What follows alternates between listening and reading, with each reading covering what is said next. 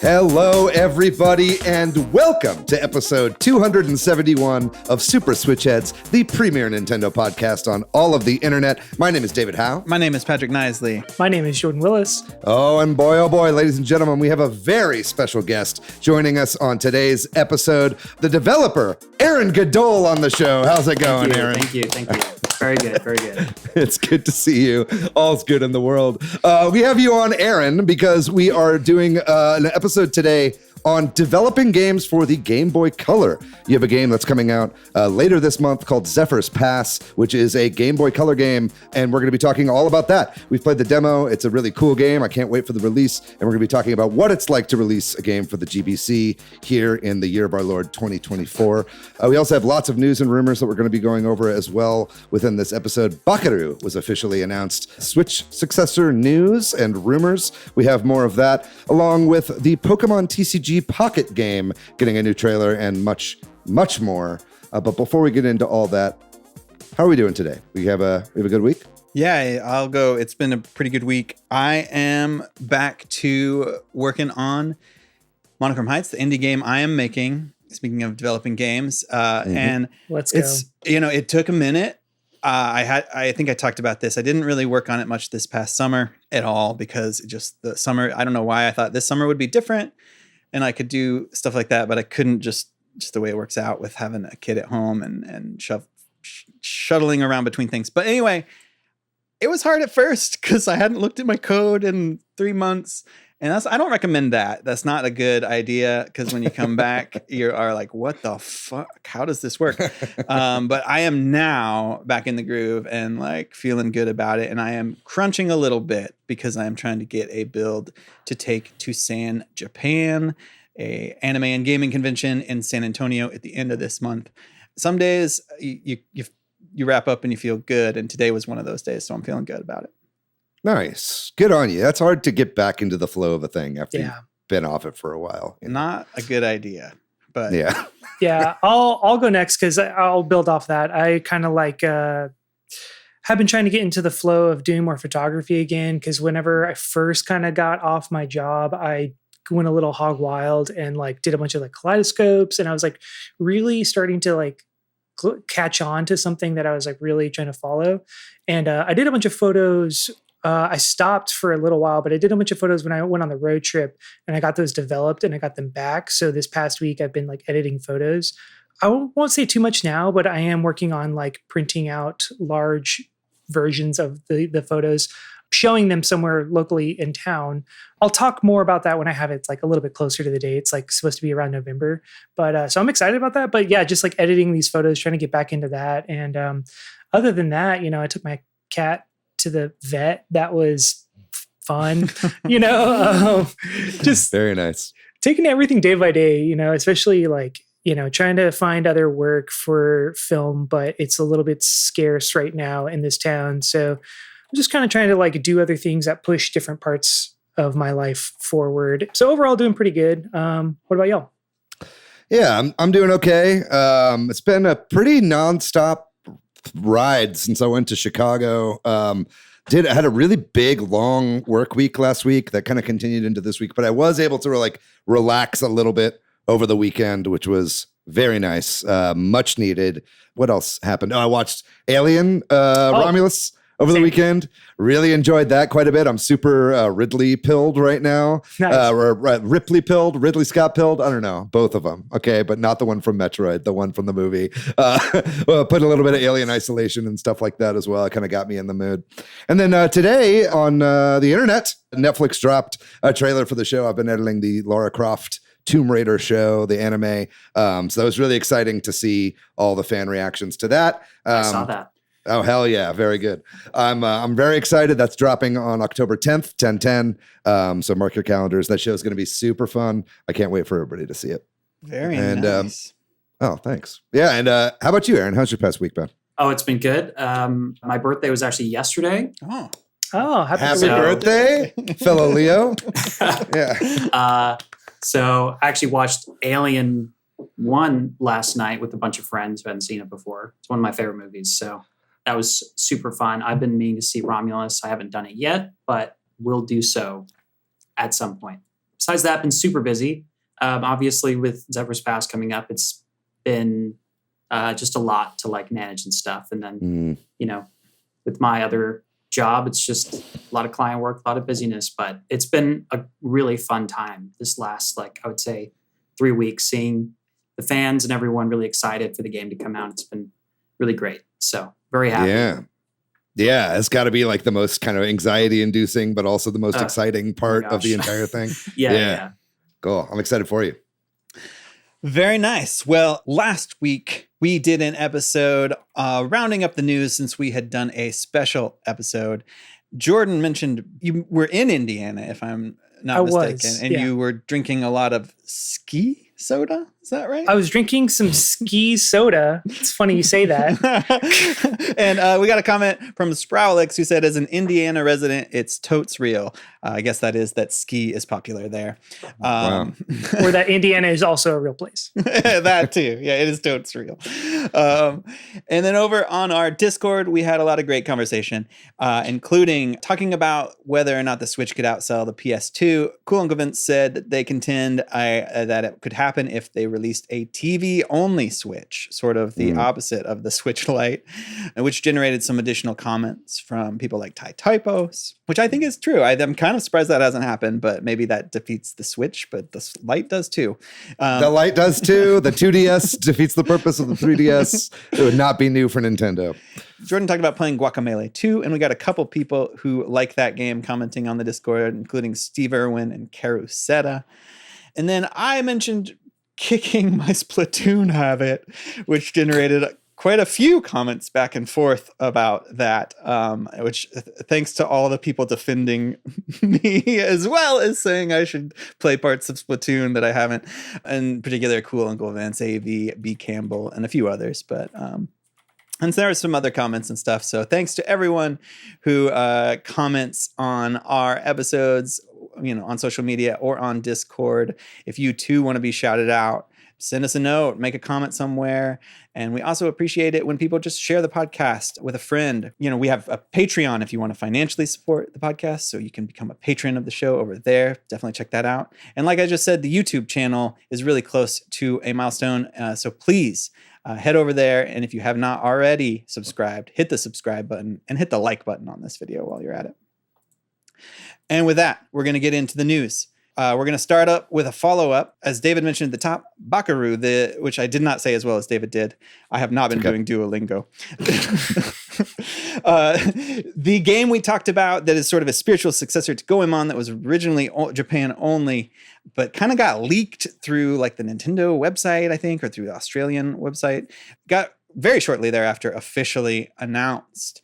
And not only that, but there is a demo that you can play as well. So, just a little, follow up to that one, right? I don't know if there's much else to say here.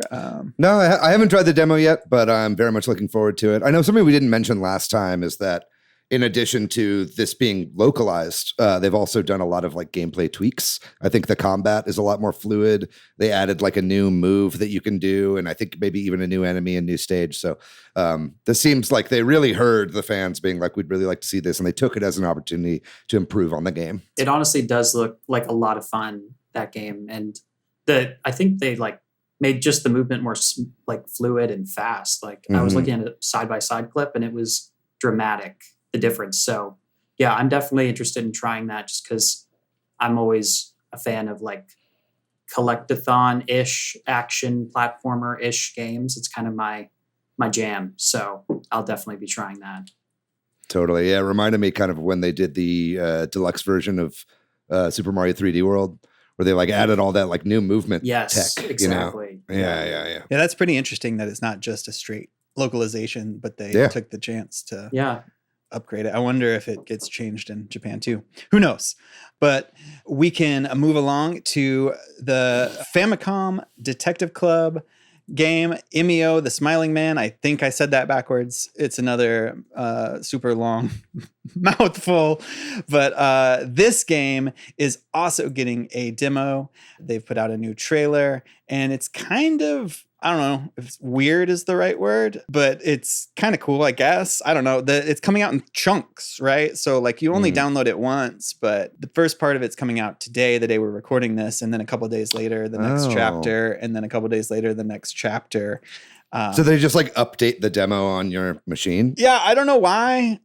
Weird. I guess other than to have some sort of lead up to its release, and I don't know. Yeah. It's an interesting choice. But I mean, when you saw like how they even revealed the idea of the game with that like really ominous trailer, it was like, I know some people were like, oh, is this like Nintendo getting into like rated mature games or whatever? It's like they're trying a lot of like marketing push for this series that's been dormant for like so many years. It's kind of strange. I don't know.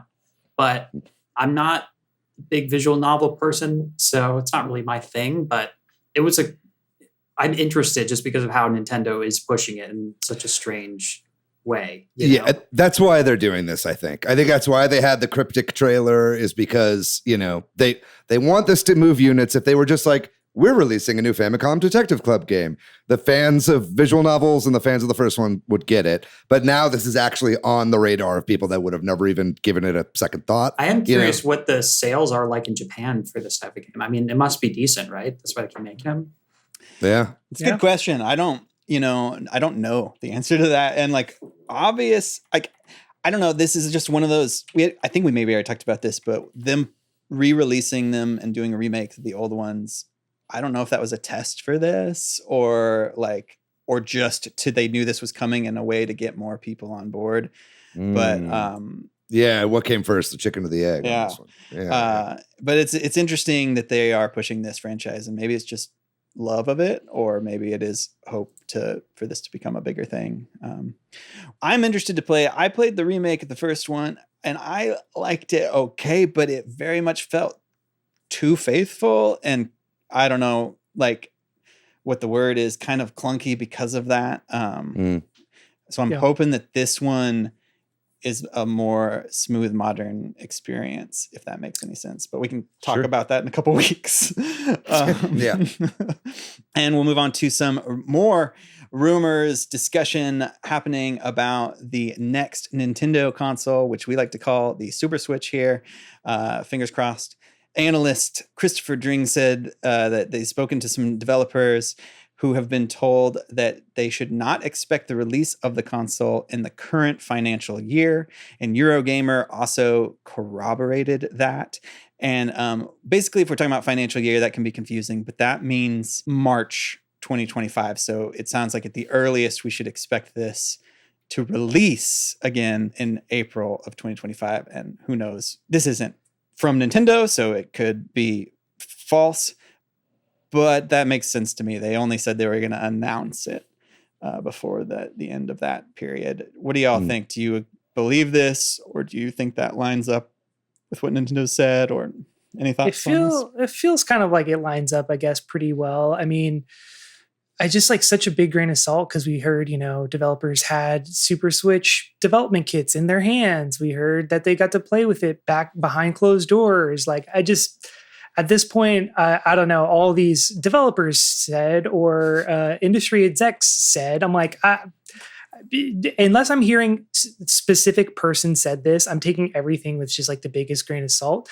That being said, April feels about right. But we'll just have to wait and see. I could see this thing coming out all the way to the end of next year, to be honest. But I mean, I don't think that that's likely, but I think it could happen. Likeliest thing I think is we'll see. I mean, what I want anyway, I think, is a September reveal of this thing in the direct next month, right? We've always had, I don't think we've ever not had a direct in September. So I'm fully expecting one next month. It very well could be that it's like a partner showcase or something like that. But I think at least finally giving it some actual lip service. Like every time they have an announcement thing, like they announced 2 days ago, the museum direct that happened today. We'll get to that here in a second. But, they were like, we're not going to talk about the Switch successor in there. And so every time they say they're doing something, they have to bring it up now. So I think they've been kind of treading water on like where they're talking about its existence, but aren't like fully announcing it. I feel like we'll get some sort of announcement of it before the end of this year, see it early next year in its own presentation, like we saw with the Switch, and then it'll probably come out around April, something like that, after the fiscal year is over. I don't want to get too far ahead of ourselves, but they didn't show us the corner of the museum where the Switch successor is has its little. Sorry, Aaron, you were going to say something, Aaron. Just from what I've been seeing about the Switch, Super Switch, Switch 2, whatever you want to call it, there have been so many leaks, specifically in the manufacturing side, that show like components and things. So obviously they're starting to manufacture it. And I mean, whatever scale that they're trying to do it at, I would expect they're aiming for earlier, just because I think the turnaround in a lot of these consoles, like manufacturing does take a while, but if you're starting that process, like you're getting ready towards release, right? So totally. I'm still kind of betting on first half of next year, whatever that, is. And I think, Switch 1 came out early in 2017. So I think they could pull another move like that, even though, I mean, they're still riding high on Switch 1. So who knows? Honestly, a lot of people too are like, they're not going to announce it too soon because they don't want to kill the sales of the regular Switch, but that's easy. You just price drop the Switch, You say like, we've got the new one coming, and right now you can get the regular Switch for $200 or $250 for the OLED. I was thinking about that with that question that you brought up, the commenter about, will the Switch outsell the PlayStation 2? And I'm like, PlayStation 2 has been out for 20 years now, 24 years. So like, what's the next 10, 15 years of Switch just selling along going to look like? It's kind of inevitable, right? Yeah, and to your point about manufacturing, there was even more manufacturing info in the news this week of like some Chinese manufacturer, and their financials said they expect good profits because of Switch or new Nintendo units or something, but the Switch. But I don't know. There's a whole lot to glean from that, so we didn't specifically break it out. But yeah, those continue to happen. So they're building it. We're in the era now where there's going to be a new Switch 2 rumor every single week. So and we will keep reporting on them because we have a Nintendo podcast. Oh boy! But we can move along here to some Fortnite on mobile news. So as if you have been following, Fortnite and Epic have not been on mobile because they were allowing in-app purchases like outside of the iOS and Google Play stores, so that they didn't have to pay Apple and Google or Alphabet, their 30% cut or whatever it is on mobile. And in the European Union, they have ruled that Apple and Google can't do that. And so, at least in Europe, not anywhere else, you can now download like an Epic app on your smartphone, which apparently is really hard to do, like according to Epic, because they're purposefully making it hard to do, which probably is somewhat true. But it's just a wild kind of situation where Epic, this really giant company, is pretending to be, or I don't know if pretending, but acting like they're the small guy. The underdog. Yeah. And I don't know, maybe there's a good point to be made there, but I don't know that Epic is the one to do it. But anyway, if you're in Europe, you can now play Fortnite again on your phone. I mean, this is what they did with PC as well, right? It's like, now we don't want our games on Steam. We want our own platform. Yeah. Now they kind of have their own platform here as well. It's kind of just what Epic does. Totally. And it sounds like they're trying to have more things. That's why it's an Epic app and not like a Fortnite app, because they are maybe even wanting third-party people to be on it and stuff, which again doesn't make them seem like the small guy. But I don't know. It's weird. But Patrick, how else are they going to collect data to give to the psychologists to learn how to market to children better if they don't have their own downloader? Give me them cookies. Yeah. Well, it'll be interesting to see, I guess, like, because I really like reading the quotes is kind of funny, because the like person that whatever article I read was like, the Epic person was like, it's like a 15-step process, and we know we're going to lose people in the friction of trying to install this, but we're hoping that many people see it through. I mean, I will say one thing, like, this might be setting a precedent for other people to go in. That's kind of, I guess, their Epic's like cry for community support is being like, oh, we need to set a precedent for Apple to not gatekeep their software or whatever. So if there is a game that could, get people to do the extra steps and download their own thing. It might be Fortnite. It might be, it's not the worst thing to happen. It's obviously a little bit cringy that Fortnite's the one that we've been talking about this entire time. Like, I guess it's big news. I don't know. I don't play Fortnite. I don't know many people who do because I'm not 12 years old. But shots fired at our host that is not here right now. It is a big game, and when you look at current like players and that sort of thing, it's up there. But I agree. I don't play a lot of Fortnite. I don't think. I do wonder. I wonder if this has anything to do with Apple's recent Didn't they just do that thing with Patreon where it's per item things on Patreon, you don't get as much of a cut if you're subscribing through the Apple. I wonder if that's all kind of related and they're kind of overdoing their back end. And I mean, it's all kind of sprouted up from those lawsuits and everything, right? So I don't know. I'm just speculating with no actual base of understanding. So actually ignore me. But I wonder how it all connects, right? Yeah. Well, we can move on to some TV adaptation news, and this one's kind of interesting. On Amazon Prime Video, there's going to be a new show that's being made that is like a video game anthology show called Secret Level. The Deadline article about this cites a couple of different games, including Spelunky. David, it seems like we'll get an episode on different games and maybe some PlayStation games, definitely some Amazon games. Yeah, they said New World is going to be one of the games that's getting anybody plays New World. I don't know. We're talking about Fortnite. Who plays New World, right? But yeah, I mean, this is pretty cool. It's by Tim Miller, who was, I think, the original Deadpool director. He directed the first Deadpool movie. He was one of the creators of Love, Death, and Robots, which was another anthology series. And he also, came up in the industry making cinematics for video games. So that was kind of what got him the Deadpool gig back in the day, was he made a CG pitch video that leaked on the internet. Yeah. Right. And so he's I think he did stuff for DC Universe Online and a lot of video game cutscenes. So he's definitely no stranger to working within the games industry in that kind of adjacent adaptation sort of area. So I'm pretty pumped. I think this is a good showrunner for a project like this. And it just sounds kind of interesting. It's giving little, more niche games, not necessarily their own whole series, but these little vignettes that can happen within a show. I think it's a cool idea. It's got to have a very niche audience, right? But maybe if you get enough stuff, enough properties in there, you get enough people to kind of tune into this. But I don't know. I'll at least be watching the Spelunky episode. Just judging by the pick of Spelunky, though, I'm bring in some IPs that people don't think about. Imagine an Undertale one. Imagine how sick that would be. Or even Binding of Isaac. Yeah, Binding of Isaac. Or just reach out to Sega with Jet Set Radio, do something cool there. There's so many opportunities for just one-off episodes that, we've seen recently with video game movies and TV adaptations, boosting these properties.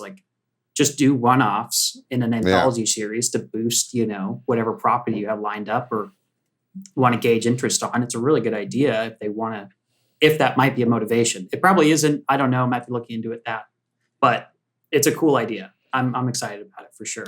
I'll get you Tim Miller's email. We can get Zephyr's Pass episode going. Nice.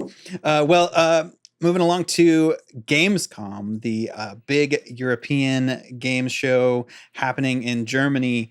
The opening night live is happening on August 20th. So that will have already taken place by the time this episode comes out. So we'll have to talk about any announcements of note next week. But Gamescom will be happening over the next couple of days and week. And it's always a big thing. So it's kind of, I don't know, pointless for us to spend a lot of time on this maybe. But it is funny. I will note that Jeff Keighley, who is hosting it, who hosts this event, kind of likes to temper expectations these days, I feel and comes on social media and stuff and is he's like, don't watch it, it's gonna be shitty, I promise it's gonna be shitty. There's not gonna be that many new game announcements, and there will be no Silk Song, specifically called that one out. So We will know more next week and we talk about it. So I don't know, again, unless there's anything y'all have. There was actually a little bit of news that dropped today about Gamescom and Nintendo, and that was just that basically, because we know that Nintendo is skipping Gamescom this year. Yeah. I feel like some of that might be because they got really butthurt about all those Super Switch leaks that came out last year at Gamescom behind closed doors, but that's just me speculating. But there also is like the best Nintendo game award, because they give out awards at Gamescom as well. That's been scrapped this year as well. So there's not going to be a best Nintendo game awarded this year. And Nintendo themselves said because they just don't have enough games that are like going to be out, I guess, or whatever it is. But so that's a little weird to see. But yeah, either way, I'm looking forward to it. I enjoy Gamescom. I know a lot of people that are actually going to be there. So I'd love to go someday. Well, we will move on to the Pokemon news. So the Pokemon World Championships happened in Hawaii, and I don't know anything about that other than that it happened. But one of the things that happened there is they made an announcement at the closing ceremonies. They have closing ceremonies. They would show off some game, a new game or a game announcement, or there would be some announcement about games. And it was kind of funny because I think it got a lot of people expecting Pokemon Legends ZA to be discussed. But what instead happened is a Pokemon the card game Pocket trailer was released, along with the release date for this. This is the mobile game that is like as I understand it, a stripped down all digital version of the other game, right? Like, I don't know. David, from what I'm seeing, it's like a reboot type thing. It's like a new game with the same name kind of thing. I don't know. Yeah. They've been a little cagey with what this is, and it's still, even with this new trailer, a little hard to tell exactly what it is. All the press and all the copy they've put out about the game talks about the like collecting aspect of it, right? And it's definitely like you get 2 booster packs a day, and you can open up and you can trade. It shows people trading with each other, right? So I know you can do that, but it does show a little bit in this trailer some battles. Although it seems kind of like a stripped down version of the Pokemon trading card game. So I think there's some battle mechanic for sure. Yeah, of some nature. But again, they haven't really expanded on that other than showing like 1 second of it and a clip on this trailer, right? So if anything, I'll definitely be getting this game. You can like pre-register for it right now. It's coming out in October. I don't know. I did it. It basically just like when it's out, it'll download to your phone. It's like, all right. But I'll definitely try it out. But it looks cool and kind of comforting, and if nothing else, it seems like it'll scratch that itch of like opening a booster pack and seeing if you get the foil and all that kind of stuff, right? So it's just kind of like, all that stuff that Epic got in trouble for making gambling for kids. Nintendo's going all in on this. So. Yeah, in my mind, when I saw the trailer and I saw like all the like fingers swiping, I was like, is this just Nintendo's like loot boxes? Basically. Pretty much. But honestly, I mean, my sister is a diehard fan of Pokemon, full sleeve. She owns a game store, so she will definitely be playing this. She sells a lot of Pokemon. Mm-hmm. So yeah, I'm excited for people who like Pokemon. It seems like a cool thing. Totally. I've kind of turned around. I probably will be getting this game or at least checking it out. I remember when it first got announced, I was like, this sucks. Like, why is there 2 different apps for like one for the regular Pokemon card game and then like this collecting app? But I have been like sending some of my old Pokemon cards to the PSA. And now I'm like, man, this is cool. Collecting and looking at cards is fun. But if I could do this all the time on my phone, I don't know. I've kind of turned around. Yeah, twice a day. I'm going to try it out. I hope that the battles are like decent though, because I am addicted to like a game that you play once a day for like, 30 to 45 minutes, like would be really nice. So hopefully scratches that itch, but yeah, we'll see. It'd be nice if it was like a Marvel Snap style battle. I think that is like a winning formula. But again, it's like if it was Pokemon Marvel Snap, you'd think they'd be leading with that, right? Because everybody would want to play that, but they're kind of putting the battle stuff to the side. So we'll just have to see when it comes out, I guess. Yeah, and if we didn't already say it, it's October 30th, so it's not that far away. I will be in Japan when this comes out, so I'll let you know if it's a Pokemon Go style craze over there. Well, our last bit of news is Japan related as well. And that is we got a kind of weird Nintendo Direct today. This is the Nintendo Museum Direct. So Nintendo's been talking about this for a little while, that they're going to open a museum at one of their old buildings. And today they put out a about 12-minute, 13-minute video direct of Miyamoto just kind of walking around and showing off the museum. Right when this came on, I threw it up and it was actually kind of fun to watch. I was kind of surprised.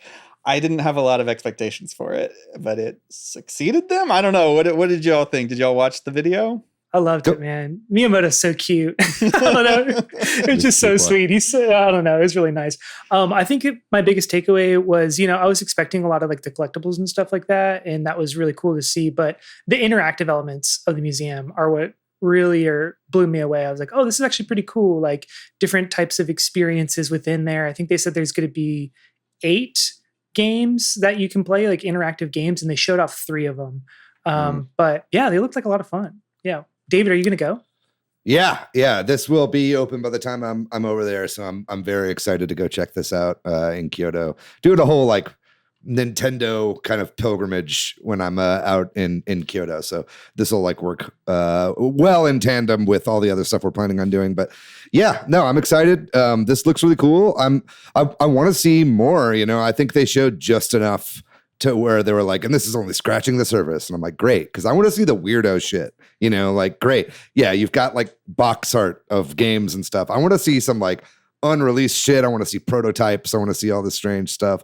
I love the area where they had the giant controllers that you can play with multiple people. They didn't show someone using the N64, but I think moving the N64 analog stick around like a giant version of that would be really fun. So I'm excited to go with my friend Rob. We're going together, so that'll be fun for us to go to this together. But yeah, no, really cool. I was very excited. Hopefully they open something up like this in the US as well, but definitely makes sense that I think it's in like the original location of like their manufacturing center in Kyoto, right? Yeah, the highlight was definitely the interactive elements and especially those really big controllers.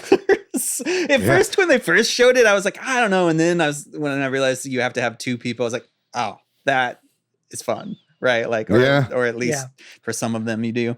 I don't know. They have a lot of old school stuff though. Like I really want to know what the other experiences are, because they showed the batting thing. What was it called? The ultra slugger or something. I forget. Like I'm forgetting what it's called right now. Ultra sadly, hand now. No. Ultra hand is the thing that goes like this, which I imagine they will also have that. But they had like the shooting gallery stuff that we talked about in our Nintendo Arcade episode. Yeah. So it's definitely, they're definitely doing a lot of throwback, and I'm really excited to see what else they have in store. That baseball one, the where like it fires ping pong balls at you and you swing a bat. I was like, oh no, they're gonna hit the Pikmin statues, and then he's like, you should hit the things, and it's like, oh okay, like I guess that's intended. Like the Ultra Machine is what it's called. Yeah. Anyway, surprising direct there that we got today, and a lot of fun. So Then we are done with the news for the week, and we are going to take a short break. And when we come back, we're going to be talking with Aaron all about his game, Zephyr's Pass.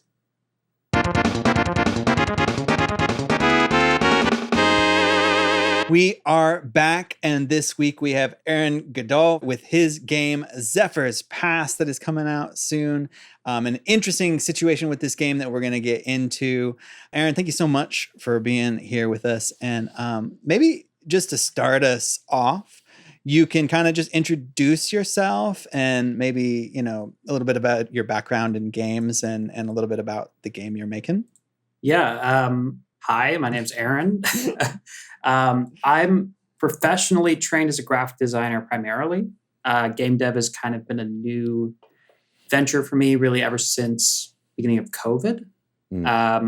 And since then, I've been, developing this game. I had always, been a massive fan of video games, made multiple like demos and things in Unity or Unreal, different engines, but really just didn't have the skill set to be able to like develop fully on my own until I found GB Studio, which is the engine I'm building this in. So I got really inspired by seeing the budding community that there is in this kind of homebrew Game Boy scene. And, just saw it kind of blow up online in really interesting ways. So that's what kind of drew me into that. But yep, I've been working as a graphic designer for my own business for 6 years now, kind of part-time. And then I'm also working at a publishing company that's publishing my game as well, Providential Innovations. So kind of a weird situation, but it's going well. I'm enjoying it. And to be clear, just to if you hit on this a little bit, I just want to make sure it's clear to everybody out there that you're making a game that will be physically available, right, for the Game Boy Color. Yes. So there will be a cartridge for old hardware, right? It's the box right there. Yeah, very good. Sorry for the podcast listeners, but there's a box in the background. Video viewers can see a very small box on the background. We'll have some art up as well. But yeah, no, that's really cool. I mean, that's you hear a lot about people that are making games. Like there was a guy I met recently at Classic Games Convention who was making like a new NES game, but I don't think they were like making cartridges, like actually getting them printed and stuff is like kind of a big endeavor. Like I guess, we've got a lot of questions here and I do want to jump into a few of them, but just right off the bat, like what was that decision like? Like when you knew when you wanted to work in, what was it? GB Maker, is that what it's called? GB Studio. GB Studio, that's right. When you knew you wanted to build your game in that, like, we're right off the bat where you like, I want to make cartridges and have this be played on original hardware. So it's kind of an interesting story there. I always want to get into indie games development in some form. But when I tried to do it in other platforms, first of all, it was like a hurdle, game development in general. But then also in terms of like, how do you get a game to like find an audience and like grow in that, right? And I wanted to try to pick some sort of niche or some sort of thing I could do where it had kind of a identifying element to it that was like more unique as a game, so it could stand out, right? Because I feel like there's a sea of indie games coming out and a lot of them are so good. And I see, sadly, so many of them kind of just not grow an audience because they're kind of coming out on the eShop or Steam and they just don't have like that kind of buzz or whatever, And so with Zephyr's Pass, I originally was like actually looking at Alibaba buying like, blank carts, like flash carts and stuff, thinking about putting out a label on it. But then I saw this sort of like massive amount of like randomly publishers who started coming up in like 2020, 2021, starting to do this. And so I reached out to them with a demo that I made. But another side of it was also just, it is a bit of a blue ocean strategy thing, which Nintendo has talked about themselves with the Wii. It's like find an audience that's niche down. And I feel like with collecting, they're diehards, right? Who want to find physical media. It's dying. And I felt like that was such an interesting field to go into. It might not be the most advanced, but it is unique, So you don't have to make a crazy game if it's coming out for the Game Boy. People just want to buy it because there aren't that many. Because it's out on the Game Boy. Right, right. Yeah. So that was kind of the impetus of that. Yeah, I've actually noticed that, like, as making a game myself, I've looked into thinking about like Kickstarter, and I paid attention to Kickstarter games for a long period of time, and I saw that all the ones that are printing old cartridges do well, right? And I think you're right. There is like something about it, and I'd be curious to hear more about that and like the community around it, but I know we have a lot of questions to get to. But yeah, that's a good point about like you find it kind of makes it stand out.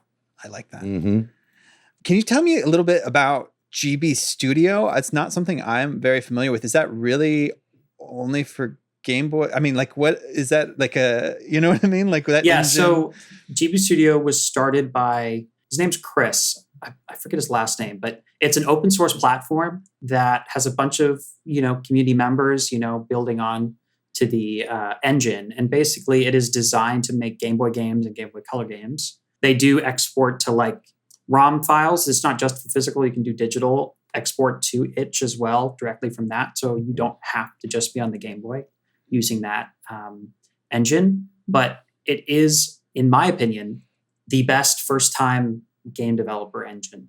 It is, the Game Boy as a platform has so many restrictions. And so when you use that engine, you're having to work within those limitations. But what that does, it's like, you don't need to worry about like physics and, you know, a bunch of coding layers and stuff. If you just want to make like a platformer or, you know, a Zelda-like, or, you know, pick your genre, you know, you can kind of, I've definitely stressed the engine to do things it's probably not built to do out of the box, but it is a really good spot for new developers who are just interested in game development to kind of just dip their toes in. So yeah, it's a really cool engine, and it's free on Mac and Windows. So it's like super accessible, and a really active community of helpful people who will just sit down with you for hours to figure something out, which has happened to me on many occasions. So very thankful for them. Yeah, I had a quick question just like relating to GB Studio. Is it like an all-in-one platform? Like you do everything in that, or are you using any other tools as well? So I use Photoshop for developing the art. Just get a PNG. You're restricted to 4 colors, basically, and they give you a palette. And then you just export, you know, a file that's like 3 kilobytes in size for like a sprite or something. You know, it's like super small. But yeah, you can use any. A Sprite is a big one. GIMP is a big one, just for low cost options. But yeah, you have to do the art in a different program. But the music, they recently added in, you can like make music directly in there, which is super cool. That's cool. But there's some audio formats that the music is built to. Again, you'd have to like know Game Boy music. I have, thankfully, a great music composer that I work with that was able to figure that out. But most of it you do in there, though. Just the art is outside. Cool. That is something I really enjoyed from the demo was the music, especially in the town that you're in. And that was his first time. That was his first time making Game Boy music. It was.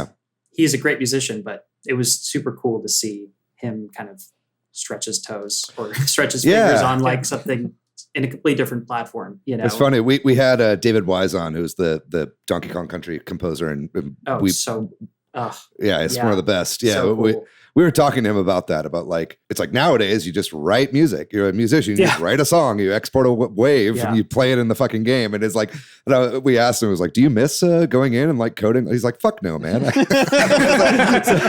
it's interesting hearing that there's an entire group of people, and I obviously know that there is. I mean, like, you know, the MIDI community and the chiptune community and stuff like that. There's a lot of people that love making music like this, so it's cool that they've incorporated that into their platform. An interesting note related to that is that with the music on the Game Boy, I was really like studying it, because again, the composer I was working with is a dear friend of mine. He had never written video game music before. He's in, you know, making short film music and things like that. So it was interesting analyzing these old games and how they would build these satisfying music for these older systems. Like, I mean, we all remember Lavender Town in Pokemon. Like that just is ingrained in our heads. And I was like, what was that? And because of the limitations, they relied on melody so much.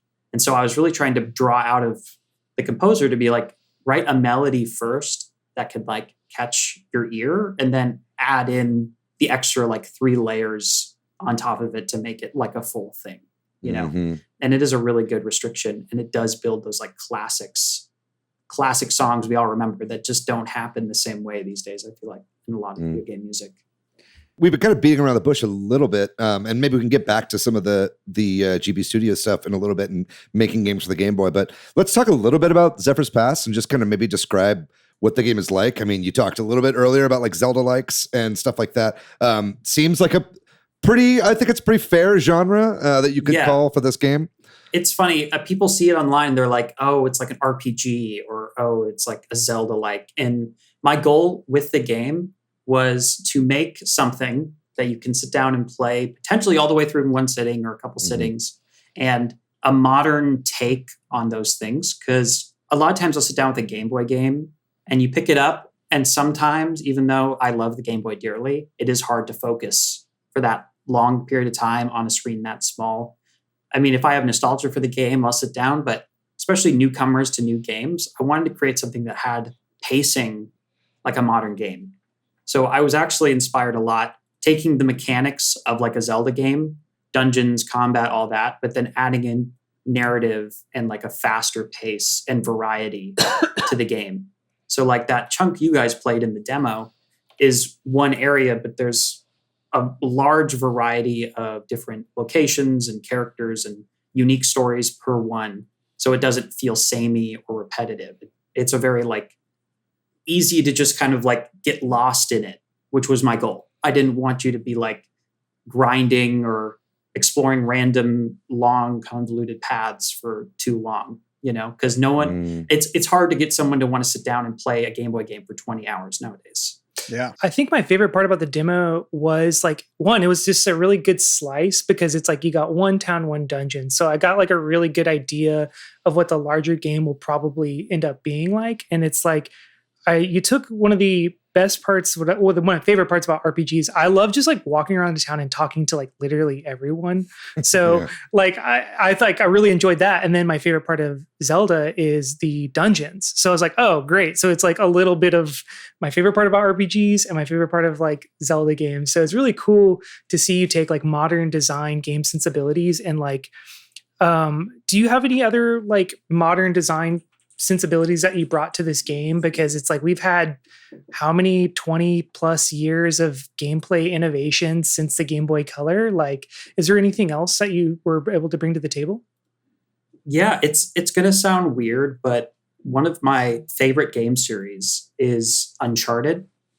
I know it's like cinematic and it's very handholdy or whatever, but when I'm craving the cinematic experience, right? When I'm playing some games, sometimes I want super gameplay heavy. Sometimes I want to just like be lost in some adventure, right? And so games that really inspire me are ones that just like they taking the mechanics of narrative and like adventure and trying to like input that into the game. And I think with Game Boy games, there's a couple of them. I would say, Link's Awakening is a good example of that was able to like capture some of that like just excitement and variety. And that was my main thing, was that a lot of Game Boy games when I was studying them, they felt samey, and which isn't bad. And they were made for the platform they were, but I just wanted to, I think pacing was the biggest thing. And then also, simplicity and, you don't have that many abilities. You don't have that many things. It's just, you have a core set of mechanics you're kind of reusing in different varieties throughout the game. I guess that was kind of to answer your question. It's difficult to fully do that, but yeah, it's probably the best I can do. You mentioned obviously like you had a composer. Did you do everything else yourself, or has there been other people involved? Not fully. I had QA for my publisher. Thank you. Very nice. And I also, one company I work for, we do publishing for a lot of other products besides video games. This is their first one, which we can get into that whole journey there. But he is a creative writer. So he went in and kind of helped me with some of the dialogue here and there. And like punching up the script a little bit. Just a little bit. I wrote it all. He would just kind of, I would say 90% of his spell checking. I'm horrible with that. And even GB Studio does not have the red squiggles underneath the text that can tell me. So that if you find any spelling mistakes, just blame him. He didn't catch it. Well, that's an interesting point too. Is like when you're putting out a game on cartridge, it's like if you got typos in it, you can't really patch that out. Guys, I had a few days, literally 2 weeks ago, I had been, for full transparency for this podcast and these viewers, this game has been done since April. Okay. Right. It's been manufacturing hell. Right. And so we've just been trying to get this cartridge made. We have a new manufacturer and all this stuff, but game's been done. And again, full transparency, I haven't played it since the last QA test build, or I hadn't played it until about 2 weeks ago when I was reaching out to someone who's involved in GB Studio Magazine, which is a magazine put on. And I was like, I'm just going to play through the game. It's already QA tested. It's fine. It's coming out. It's literally probably being put on the cartridges as we speak, as I'm deciding to play it. I get over halfway through the game, and there's a bug where you defeat like the second to last boss battle of the game. Like it's a cinematic moment. And you find this item that you're trying to look for. Again, no spoilers. You get an item at the end of the boss, whatever. Sure.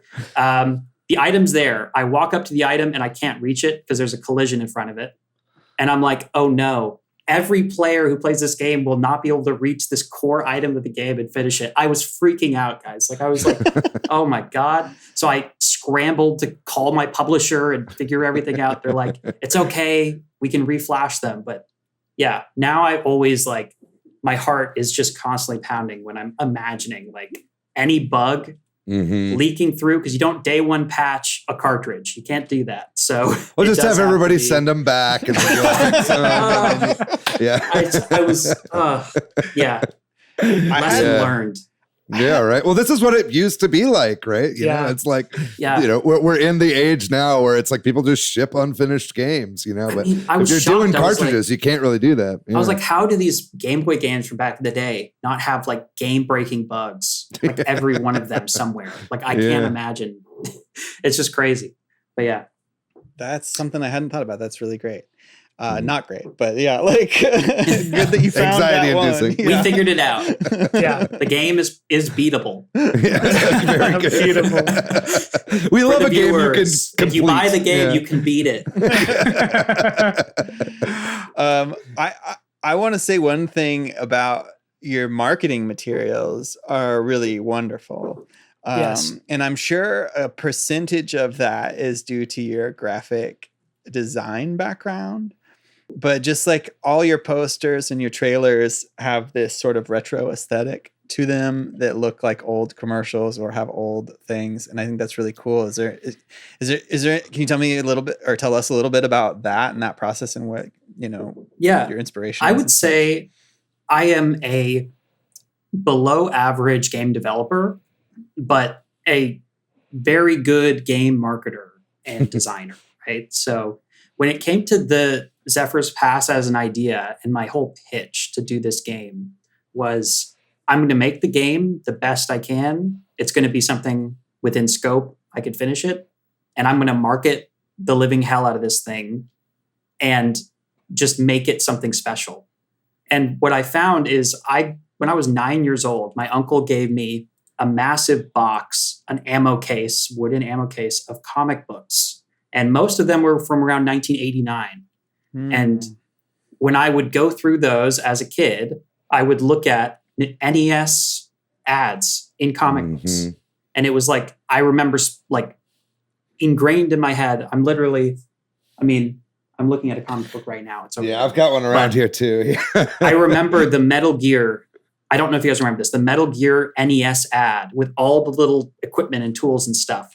That mental image. So when I was making this game, I was like, I want, when people look at the materials that I release, I want them to go back to that moment of seeing that ad or just instill like an emotional connection with this outside of just the game itself. Because when you see the trailer or you see any one of my marketing materials or, you know, ads and stuff, like that's what blew my game up. It wasn't the game itself. Like I released a poster on Reddit and it got 1,000 upvotes, hundreds of comments. It just blew up, you know, because it felt like something that just hasn't been around for decades. Totally. I mean, that's how I found you and how I first reached out, you know, it was like, it was that most recent ad you did of the main character kind of stepping out of the Game Boy and all the text. And it would just hit that like little, you know, nostalgia pleasure nerve in the back of my head. And I was like, holy shit. Well, because at first you see it and you're like,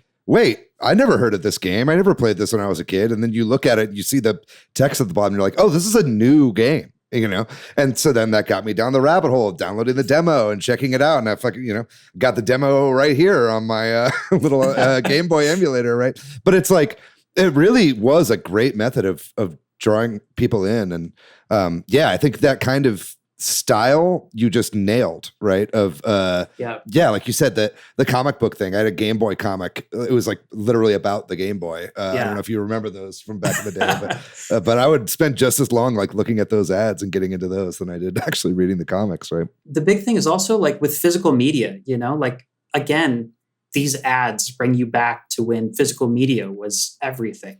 And so the narrative, like I spent countless hours like laboring over the box design and the manual and just to put as much time and effort into these things so that when you're buying this game, I wanted to trick you into thinking it did come out 20 years ago or 25 years ago. That was the whole point of this, right? It was to make a good game and then to make an experience that like is just something that's special as much as I can from what I can control. That was definitely my mission with this whole project. And the ads were like a big part of that because that's how people found out about it. Yeah. So you've kind of hinted at this. Maybe we could talk about it. Like, maybe you can tell us a little bit about how you met up with and started to work for the publisher and the physical publisher and what that's been like and that aspect of it. So two sections to this, right? Providential Innovations, that other company, that is a product development company. So I've been working for them for like 6 years now. We release like pet products and publish books and things. And it's kind of just the owner of the company kind of started as a side business to just like try ideas out and do them. So that's like my day job is doing that. And again, in lockdown, a lot of our projects kind of just halted, right? So when that happened, I was thinking about doing game development on the side. I'd made plenty of demos, but what I did is I created a small demo trailer. So I created just enough game to put a trailer together, pitched it to them, and then also showed them some other Game Boy games that had publishers and stuff. And they were like, I mean, we might as well try it. We don't have enough for you to do to like, fill your time. So they let me do it. And it has, gotten an audience. And then Incubate, my publisher, they're doing a game called Infinity that raised, I think, around $350,000 in Kickstarter. Pretty big project for the Game Boy. So I felt if I could put a good enough trailer together to pitch to them, they might take us on. They did. It was at such an early state. Like if I showed you guys that original trailer, it was bad. The game looked nothing like it did now. It was my first time doing pixel art at all, and this game is my first pixel art game. So I was learning along the way. Yeah, we got in touch with them and it's been now probably 2 years of full development on this, right? So it has been a very long process, but I'm excited that it's finally reaching the end. And I'm very happy with both of my publishers for the kind of time they've been able to, give to this project and hoping it does well for them. I'm curious, when you say 2 years, I know that from my own experience, like is that 2 years, sometimes you're working on it, sometimes you're working on your day job, were you having to do nights and weekends or were there chunks of time? It was a lot of that. I would say 2 years was like, if you were to combine I have like drafts of the game going back to like 2020, 2021, right? Mm-hmm. But I would say in 2022 is when I started like as close to a full-time development as I could, that the company could allow me to do. So I basically spent 2 years of close to full-time development. Again, I couldn't spend all my hours on it, but it was definitely dedicated time towards it. And I think they knew and I knew that the game, I couldn't have done all of this breadth of material and marketing and packaging and all these things without putting me dedicated on it enough to make it happen, right? So yeah, 2 years is definitely accurate in terms of development time. I don't want to switch topics too much, but like one of the things I noticed in the demo is just like the lore feels really like thick, very heavy, very cool. Like everyone's like living above the sand. And then you like incorporated that into some of the marketing materials. Like one of the trailers I saw was like dunes of sand and sand's blowing over the physical release of the game. But we love lore on this podcast. And so I was just kind of curious, like what's Let's get into it. the full like lore of the world, or at least like a good chunk of the lore that doesn't spoil too much of the game for our listeners. So my elevator pitch for the lore for people who know about video games is basically take the Wind Waker and invert it. Okay. So it's instead of ocean, it's desert. Instead of islands, it's canyons. Right. So in the demo, you're actually exploring the only village on the surface, right? And that's the whole mystery of that section of the game is, kind of why are they able to live on the surface when no one else can? The core item that you collect at the end of the demo is directly tied to that and helps you through the rest of the game. But everyone else, the winds came in. There used to be this mythical figure called the hero of Zephyr, and he would kind of protect the land from, the winds, right? The harsh winds. He died in the past at some point, and you're now the whole land kind of fell into ruin, and everyone had to kind of like go into these canyons to survive, right? And so on the surface, everyone travels in airships, and really it's only traders, pirates, and Thane's, the main villain of the game. His ship's also there. But everyone's kind of secluded. Each village kind of does their own thing, secluded from everyone else. And so really pirates are the main people that are able to like travel the surface and do that on a normal basis. Most people don't leave. But again, I don't want to spoil some of the things, but that's kind of the general lore is the winds are so strong, you can't really live on the surface without some sort of like transportation or extra thing. Right? Yeah. That's cool. Yeah, I like that. And a lot of the art that you have as well, like the cover art and everything, it's like so evocative and it really gives that like feel of what you're talking about, like especially the characters in the airship. I don't know, it's just got a very like the vibe, lore notwithstanding, and like everything you just said, like sounds really very interesting, but it's like just the vibe alone, it's got that really classic feel to it, and add in the story, and that just seems like a really great formula. It's not hard to see my inspiration when you look at it, right? Like it's a lot of Akira Toriyama and his work. It's a hell of a lot more of Studio Ghibli. Castle in the Sky is like my favorite film of all time. Mm-hmm. It's all kind of nested in there. And I kind of took elements of things to kind of combine into this sort of like, really it's a hodgepodge of like everything cool about nerd culture in like the 90s and 80s, like it just feels like it could have been there. It wasn't there, but it might have been there. Who knows? Like, it's just feels like that, and that was my whole purpose of it. Right. Like, like I wanted everyone to think about it and look like, oh, this kind of looks like Dragon Quest, or, oh, this kind of looks like Studio Ghibli, or, oh, this kind of looks like whatever. Mm-hmm. That's kind of what I was going for there. This is jumping back a little bit, but you kind of talked about the limitations of the Game Boy and that being a good thing, but then you also bumping up against them in some ways. Can you give us some examples of how the limitations maybe helped you?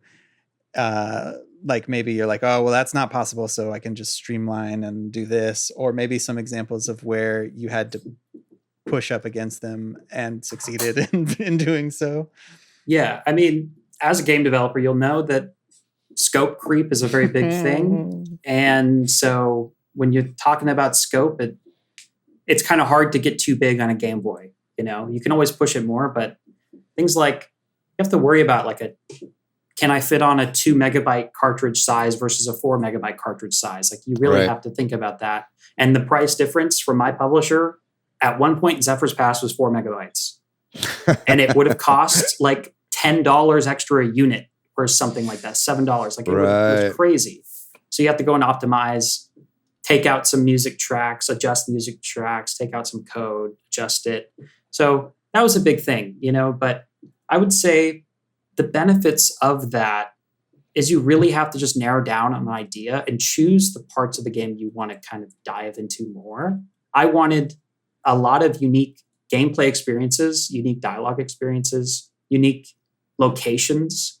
I really wanted to push like variety was my big thing. So in terms of like the amount of screens you're navigating, the amount of dialogue, the amount of mechanics or enemies, might not be as high as some other games coming out, but I was able to pack in really detailed art, a lot of cool animations and fun dialogue and great music.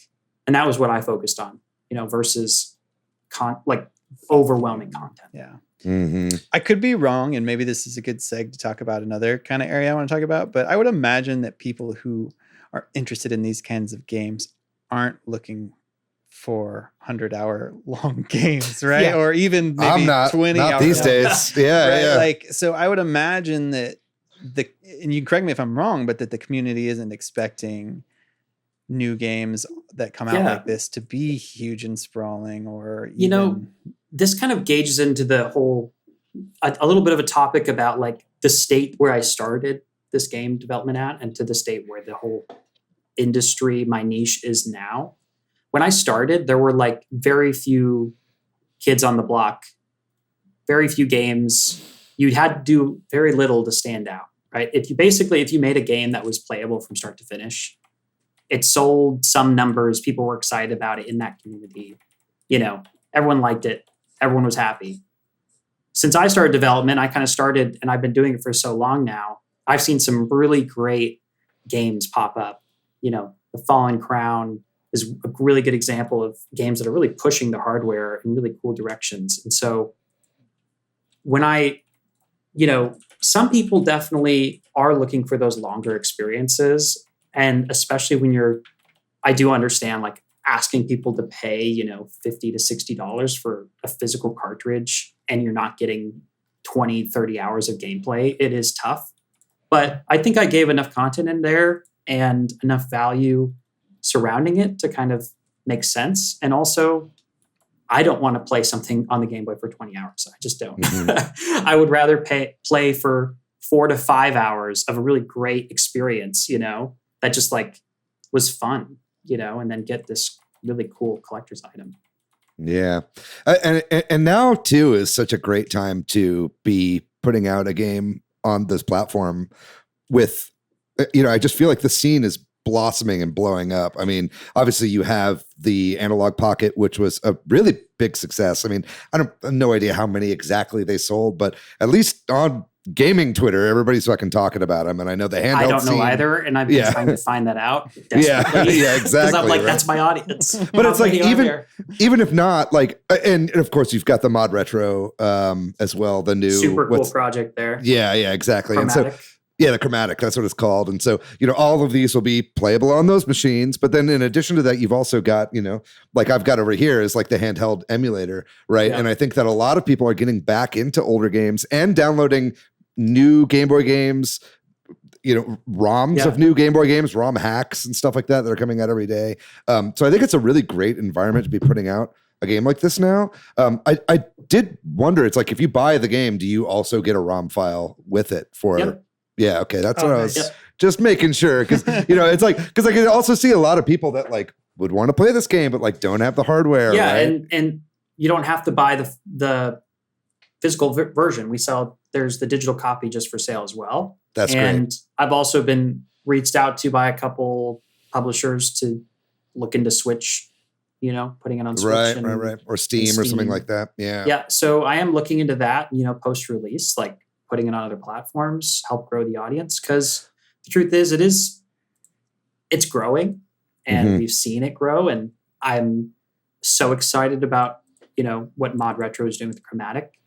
They're friends of mine. They're really great people. I'm so excited about what they're doing. And I'm hoping that this is kind of like a catalyst for just a more interest in the space. And it can allow all of these super talented developers who are making these games, who aren't in the position where I'm at, where I'm able to do it getting paid to do it. Most people are just doing it on their free time. I'm very humbled to be able to do it like this. And I'm hoping if this audience can grow, we can get these developers paid making these super great games. That's really what I want. Totally. Yeah. It reminds me too a lot of, especially when you're talking about hitting other platforms. Like I think the kind of strategy you have right now of like focusing small, focusing niche, getting it noticed by that community, and then kind of expanding out. That's what I see a lot as well in like the Pico 8 developer community. Yeah. And that's something that I've been really following and getting really interested in. That's been something that's that's driven me wanting to purchase some of these handheld emulators as well. Is like this kind of like turning this make-believe game system into like a real system, you know, that you can hold in your hand, and it feels nice to play games like that. One of these guys that I follow on Twitter, he made a game called Cosmic Collapse, which was for all intents and purposes a Suica game, like, you know, but it was made in Pico 8 and it was super fun on there, and then eventually moved on to then release it on Steam, and it, you know, I don't think it did like super crazy numbers on Steam, but it did good enough to where it broke out of that niche Pico 8 audience, you know, right? It's interesting because you're like, when, you know, even my follower count on Twitter, like I'm kind of at like the top, you know, there's probably only a handful, maybe. I mean, I know all the guys who have more followers than me, whatever. We're all buddies. Okay. The community is so small. We know everyone. I know everyone, you know, it's small. But when you go on like the Switch, you're just another game on the eShop, you know? Yeah. Like, it's something I do want to do because I have plenty of friends who don't want to buy a Game Boy just to play my game, but do have a Switch, you know, it would be great. But again, it was talking about that, like, how do you reach an audience on a Switch, you know, that just doesn't know anything about you? I can make as many vintage cool looking ads as I want, but it's really difficult to get people want to spend money on a Game Boy game. There is a publisher making GB Studio games on the Switch, and they're doing a super cool job. They have like a 3D Game Boy knockoff environment that you play the games on. It's cool. Super cool. I'll try to find a link for you guys to put in the description. But definitely it's a cool opportunity, I think. Yeah, and it's also, that's where I think the word of mouth from those original niche audiences comes into play, you know? Because it's like, I think we're so preoccupied, I think, in this era of marketing and the internet and follower count and engagement and the number of people that see our blah, blah, blah, blah, blah, that it's like good old fashioned fucking word of mouth, like having a good product, having people enjoy it, then having them tell their friends, like, still, that's the best marketing you could ever have. Right. It works really well. Yeah. And so I think moving on to those other platforms, that's going to be, you know, getting your foot in the door with the people that actually really appreciate this kind of game, and then moving out into something like that. That just seems like a great strategy as well. One question that we may have already answered this, but because I know we talked about the advantage of this physical cartridge is it's niche, and you find these people who are interested in it, and it kind of gives you a unique leg up. And some of the disadvantages being like the inability to patch the game after release. Is there anything that we're not thinking about or we haven't talked about that is an advantage or a disadvantage of you making a cartridge game that you can think of? One great thing about physical media is kind of that in my head, it's like the immersive experience, right? And it's something that we don't get as much anymore. Even if you buy a physical copy of a game these days, it's like you open a box and it's just a disc, you know. But you date back, and Earthbound comes with like gross stickers you can scratch off and smell. It's like, you know, back in the day when you bought a video game, it was an experience. You know, you drive back in the car, open the box, and look through the manual on the way home. You know, like that's what it was like. And physical media, especially like back then, it's just, you don't get that these days. And so that was like my big thing I wanted to capture, you know, and I felt like that would just be so special for me to like see something I made in person. You get to flip through a manual and get a look at the box. Like that was just so cool to me. And it was so exciting to see that there was some outlet for that, you know, outside of like limited run games or something. So yeah, that would be definitely an advantage. It's just a really cool aspect that I'm happy that I get to do. There's just like something about the physicality that is like really nice. Like you're saying, like games don't come with manuals anymore. It's just like a disc. Even on Switch, they just come with like a cartridge. It's like, I gotta go on Etsy and buy a fucking manual like made by someone on Etsy. Like this is ridiculous, dude. Like I just paid $60 for this game. You can't print out a little booklet for me, but like I really connect to that. Like, there's just a lot of like physicality being lost. Like, I went into a Best Buy today and I was like, oh yeah, they don't carry DVDs or Blu-rays or any sort of like disc video format anymore. So it's like really nice to see like physical media come back in a even if it's in a niche way, because it's like, I'm like, what does the death of physical media actually mean? Like, does it mean like we're never going to see this stuff ever again? Is it all going to just be in digital platforms for the rest of our lives? And like, knowing that there's like this like bespoke scene, to use a David word, bespoke scene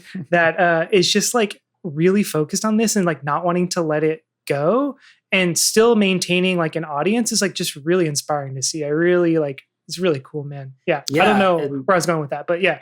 Well, if you get the game, look in the manual, you'll see some like, my favorite thing about manuals is the art, the small little drawings of like the enemies. You see a pixelated thing on screen. You don't know what that's supposed to be in the artist's head.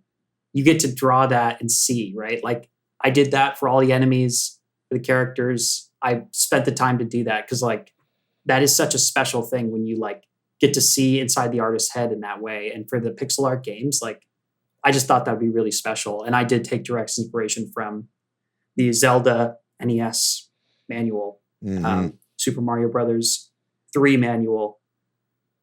Big inspirations for me in that. And so, yeah, I'm so happy that you're excited to have that come back because it's just something I'm so in love with. Totally. Yeah. I think unless there's any other questions, I think we can close out this segment. Thanks, Aaron, for sharing with us your journey on Zephyr's Pass. And maybe to close out this section, you'll say this again at the end, but can you tell us when this game is available for full purchase? August 28th. All right. So everybody mark your calendars. And with that, we are going to take another short break. And when we come back, we'll talk about the games we've been playing recently.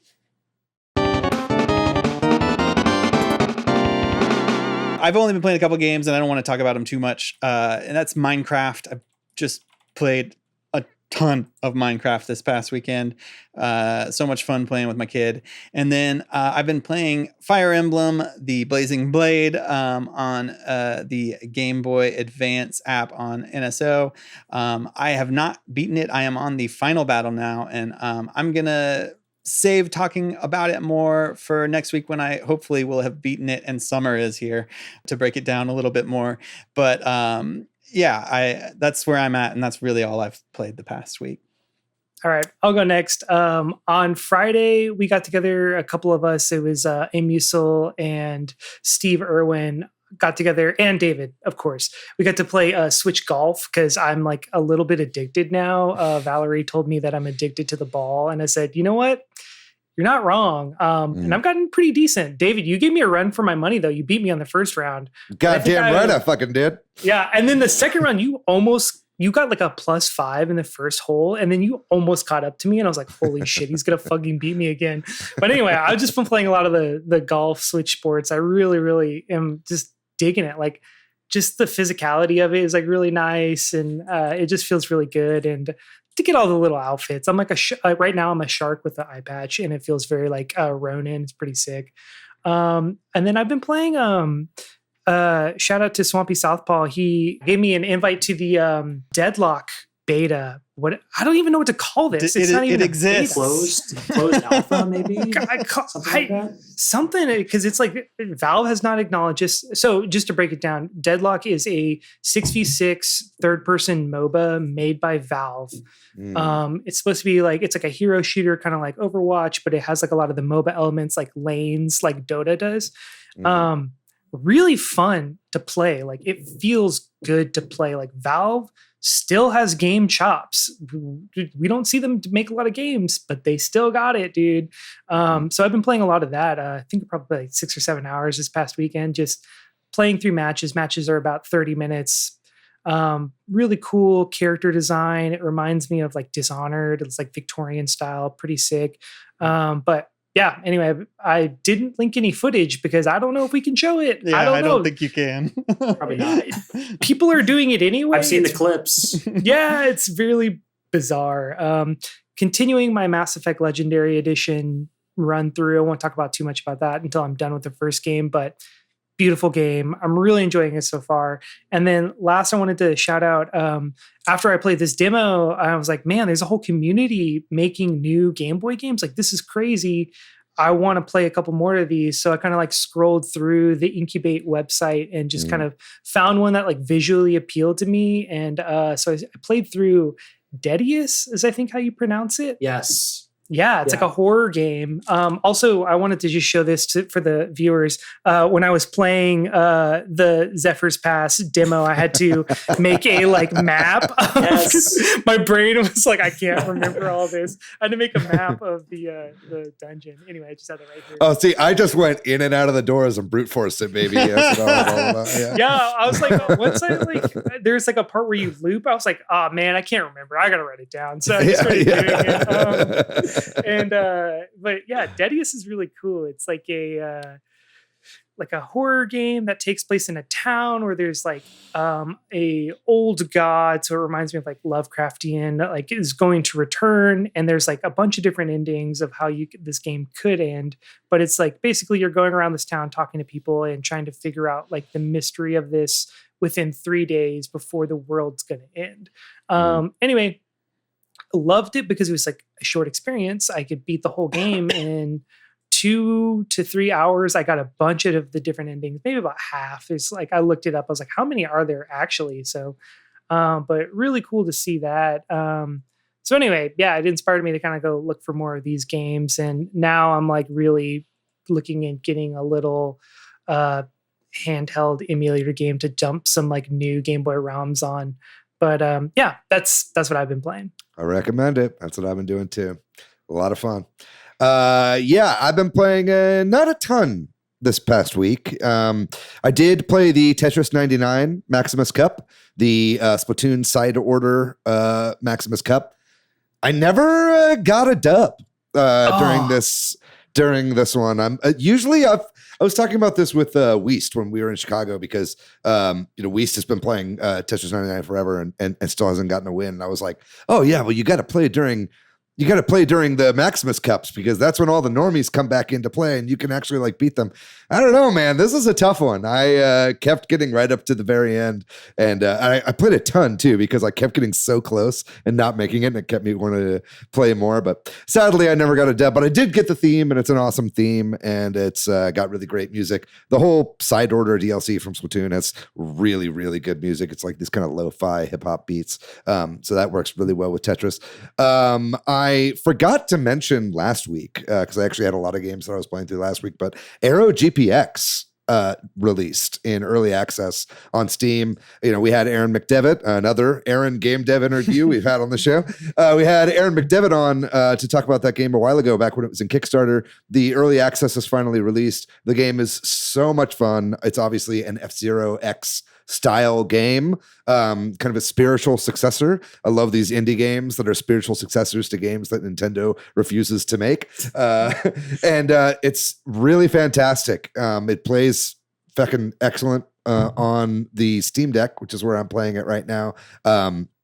It's playing 90 frames per second, and it's got a few like Grand Prix in there, and I don't think it has all of the story mode, and it doesn't have multiplayer yet. There's still a few things that they're going to be rolling out over the course of early access, but it's really great to see that game finally coming out. I had a ton of fun with what I've played so far, and I'm going to be playing a lot more of it as well. And then, like I mentioned up top, I started playing Alien Isolation after I saw Alien Romulus the other day. I've actually been totally in the Alien universe, like leading up to Romulus.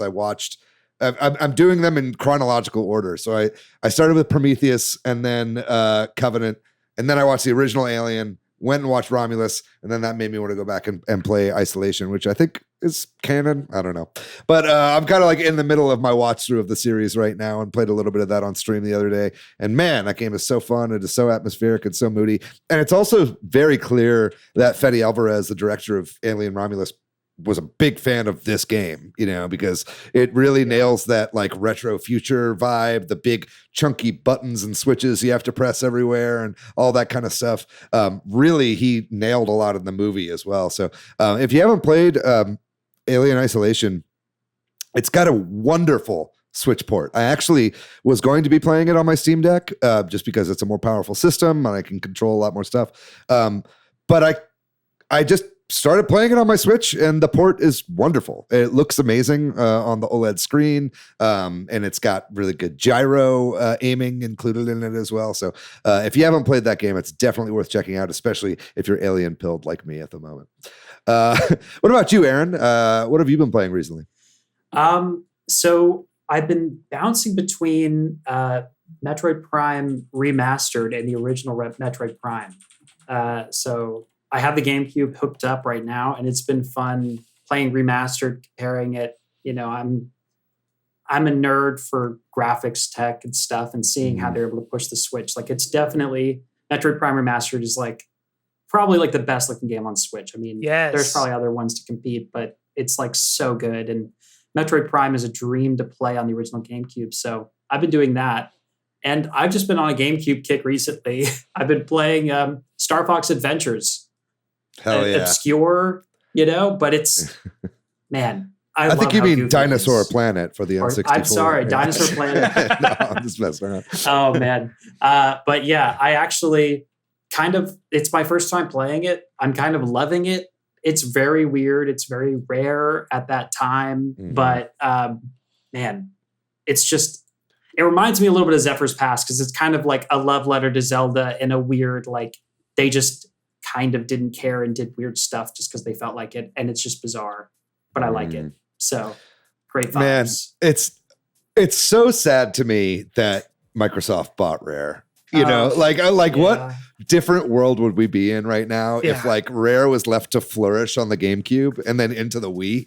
Like, I feel like they would have made some pretty amazing stuff for that platform, because it was really was that the only GameCube game they put out? Yeah, I think so. Yeah. I think that was the only one. Crazy stuff. And it wasn't even supposed to be on the GameCube to begin with. Yeah, exactly. It's supposed to be on the N64. Yeah, very cool. All right. Well, that is going to do it for this episode about Zephyr's Pass. Thanks again, Aaron, for coming and joining us. We really appreciate it. Thank you for having me. Thanks to MilkyWay.co, who does our website. Thanks to Corduroy, who does our music. Thanks to all of our patrons on Patreon. We really appreciate your financial support. If you're looking for me, Patrick, online, you can find me most places as PDYX. You can find me online at Bordan. I'm pretty much everywhere on the internet at Monolith Fiji. And what about you, Aaron? Where can people find you or your game studio online? You can find me on Twitter at Cartographer, CRTOGRPHR. And also you can go to my website, zephyrspass.com, as well as Instagram is Cartographer as well. Great. Awesome. Yeah, we'll be sure to put a link in the description of this episode as well, where you can check out the game, whether you want to get it digitally, like we talked about before, or the physical version, which will have all the nice goodies in there as well. It's coming out later this month. Make sure you go and check that out as well. If you'd like to find our show on social media, we are at Switch Headz on Twitter, at Super Switch Headz on Instagram, Facebook, and TikTok. We have a website, switchheadz.com, and we have a Discord, Patreon, like Patrick mentioned, and a Facebook group. We'll have links to all three of those in the description of this episode. Whether you're listening on Apple or Spotify, or you're watching on YouTube, make sure you give us a subscribe, make sure you leave a review, give us a like, share with a friend, do all that fun stuff so we can get that nice, tasty word of mouth we're always talking about with that marketing, baby, because we can't afford to market a podcast. Anyway, we love all the support. And like we said before, if you haven't subscribed on YouTube, we are coming real close to a big time milestone, so make sure you hop over there and shoot us one of those as well. That's going to do it for this episode. What a great time. We're going to be back next week with another banger of an episode. I can't wait for our topic next week, actually. That's going to be a lot of fun. But in the meantime, gang, you guys know the drill. Be safe out there. Be kind to yourself. Be kind to one another. Why don't you pick up GB Studio and learn how to make some games? It sounds like a pretty good use of your time. That's what I'm talking about. Other than that, we love you guys very much. We'll see you next week. Bye-bye.